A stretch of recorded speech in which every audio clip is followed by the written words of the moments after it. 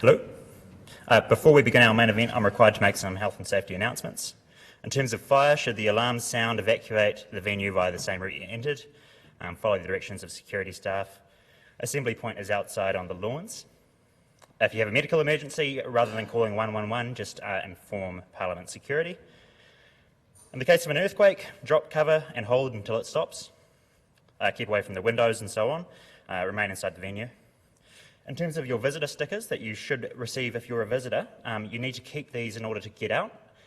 You leave just downstairs and you swipe the sticker at the gate. Toilets are located just downstairs from us on the ground floor by the main entrance. And finally, in terms of mobile phones, if you could please keep them on silent for this event, that's appreciated. You're permitted to take photos inside this room, but not outside. Now I think we're ready for the main event. Thank you.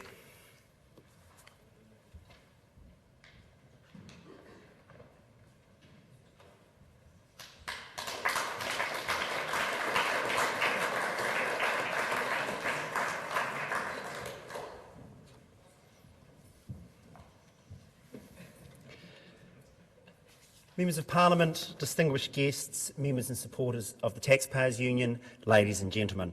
Welcome to the inaugural Jonesys Awards, celebrating the best of the worst of government waste, greed, graft, foolishness and fragrancy.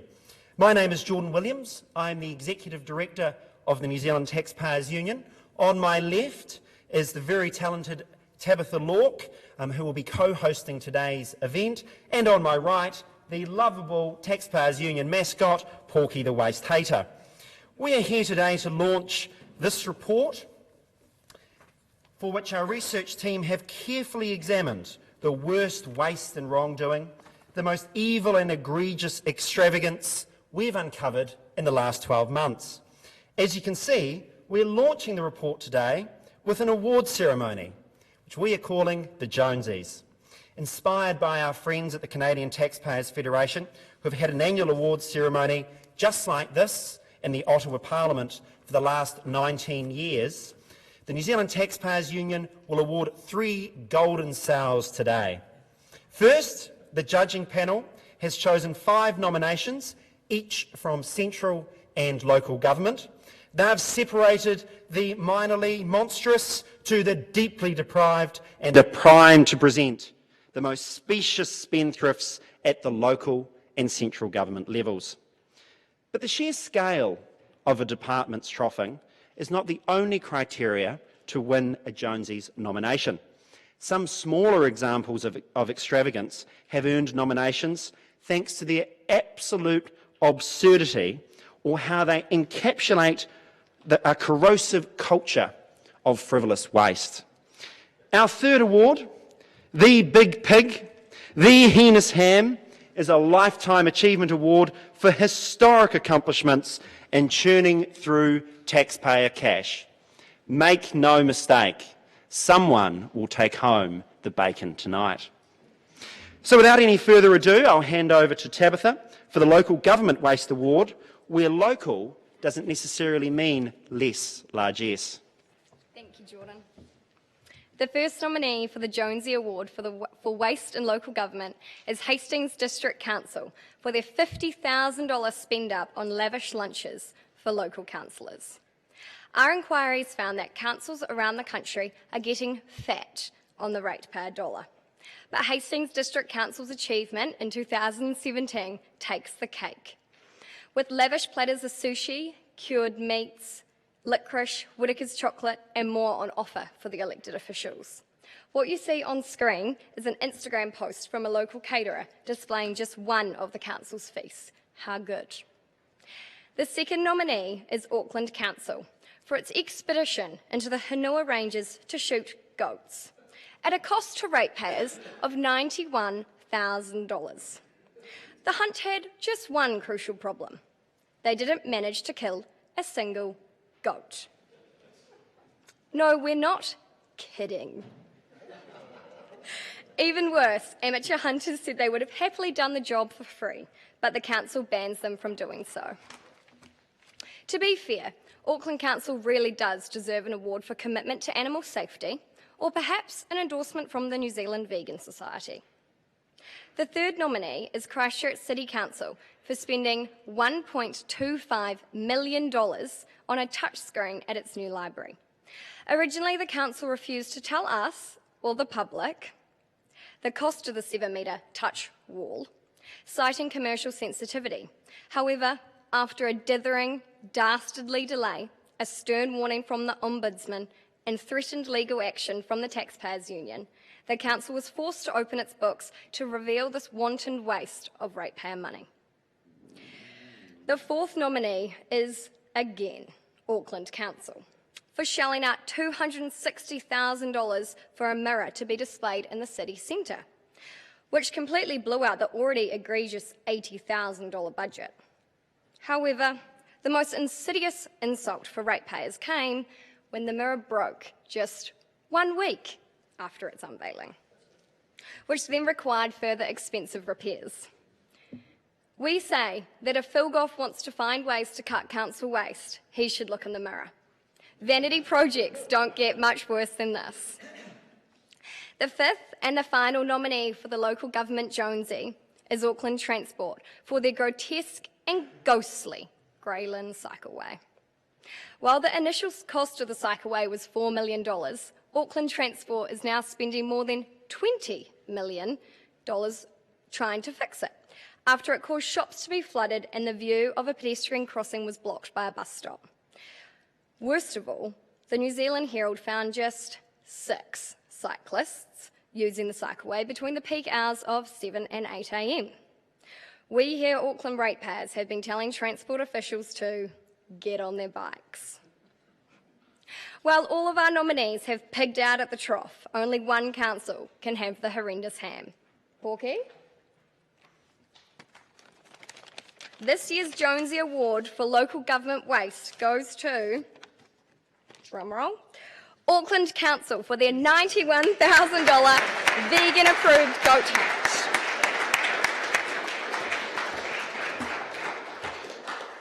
Thanks, Tabitha. While ratepayers might be feeling the gruff, we can report that the goat population in Auckland has never felt safer. We now turn to Wellington, where the first nominee for the 2018 Central Government Jonesy is Callaghan Innovation for its $1 million spend-up on entertainment and gifts for the 4 years to 2017. Taxpayers were outraged to learn that this corporate welfare outfit had spent around $300,000 a year on boozy lunches, pedometers for staff, and even drag queen cabaret dinners, where Callaghan Innovation tried to dress up its spending as something else entirely. Luckily, Callaghan Innovation can pride itself in living up to its name. They are truly at the cutting edge of finding new ways to disrespect taxpayers and their money. The second nominee is the New Zealand Film Commission for its choice to spend $1.6 million to ensure an American kids' TV show called Power Rangers included references to New Zealand in its script, the most notable reference being a subplot involving a character trying to make a pavlova. This was just the kiwi fruit on the top of the $6.5 million subsidy for Power Rangers to base its production in New Zealand. The third nominee is the Department of Inland Revenue for its Tax Heroes campaign, which saw $40,000 of taxpayer money paid to the urban lifestyle blog site The Spin-Off to write 6 fawning articles promoting the tax system. That's a per article cost of $6,600 or around $7 a word. Despite the constitutional norm that the IRD should not be political, the series advocated for a capital gains tax and even made the Orwellian claim that tax is love. While the spin-off socialists might consider paying tax a decadent kind of romantic indulgence, most taxpayers just wish the IRD would hurry up a little to pick up the phone. The fourth nominee is Shane Jones and the Provincial Growth Fund for Gisborne's Chardonnay Express, a locomotive wine tour that received a share of $60,000 given to 3 local tourism businesses. The Chardonnay Express includes 8 Chardonnays, matched with generous taxpayer-funded canapés. We were amazed to learn that the people most in need of a government handout on the East Coast were Chardonnay-sipping train enthusiasts. We say, if the government actually wanted to fire up the economy on the East Coast, it would abandon this corporate welfare and take a one-way trip to Tax Cut Station. The 5th and final nominee for this award category is the Ministry of Social Development for spending $150,000 to develop a Sims-style computer game created by bureaucrats to teach business people how to run a business. Apparently, it even instructs on emotional intelligence and, ironically, fiscal management. Apparently, the Ministry of Social Development thinks struggling business owners have time to spend their days sitting around playing computer games. Sadly, we are told that the simulator does not include the option to vote for tax cuts or sack bureaucrats that waste their money. So while every nominee has proved themselves to be pork bar excellence, only one can take home the golden porcine prize, the sow of shame. Porky? And the winner of the 2018 Jonesy Award for Waste in Central Government is the New Zealand Film Commission for its $1.6 million Power Rangers Pavlova. Congratulations.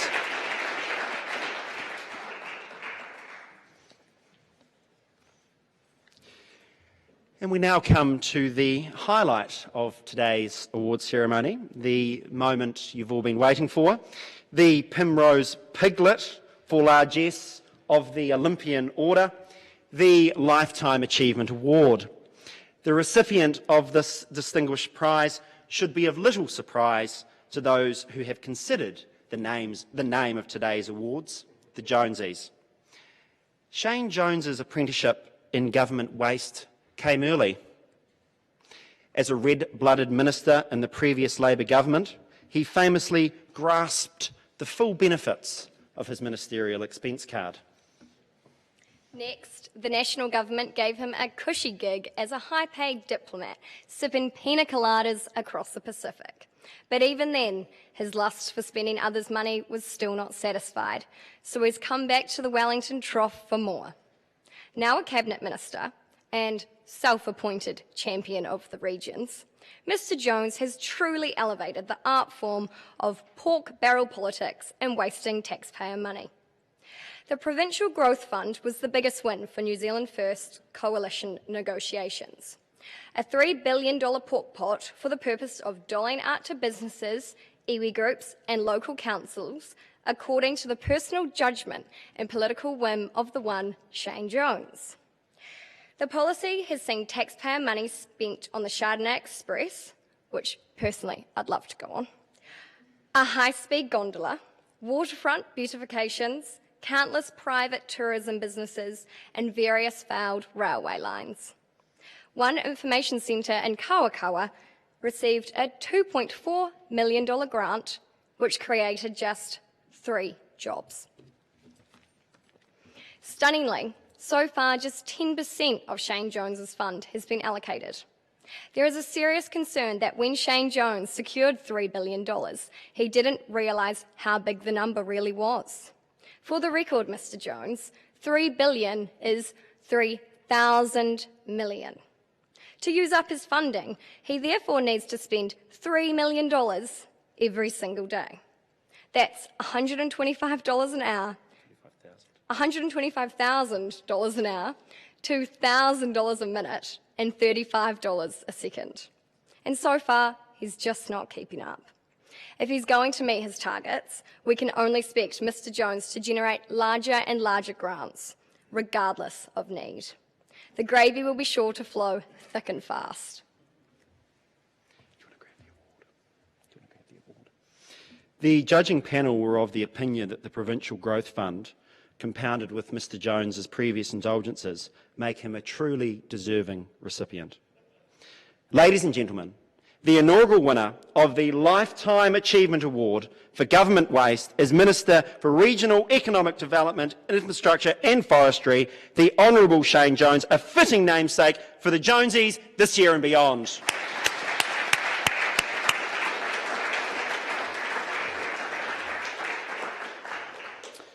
We did invite Mr Jones to attend today, but the Chardonnay Express must be running late because I can't see him in the room.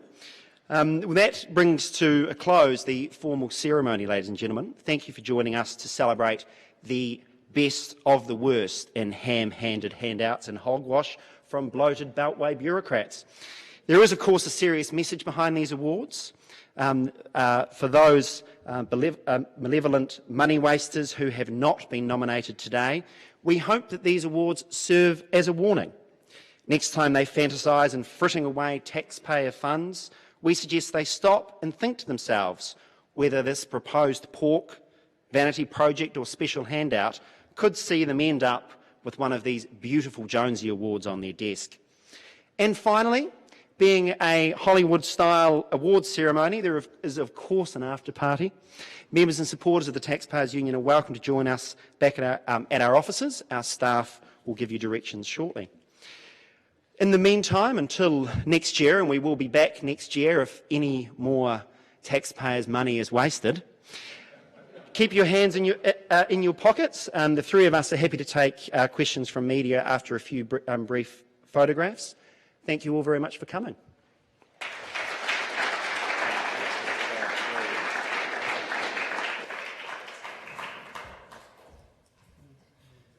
For those supporters who'd like to join us for some coffee and snacks, our address is 117 Lambton Quay. Otherwise, feel free to wait in the hall area and we can walk together as a group. Cheers.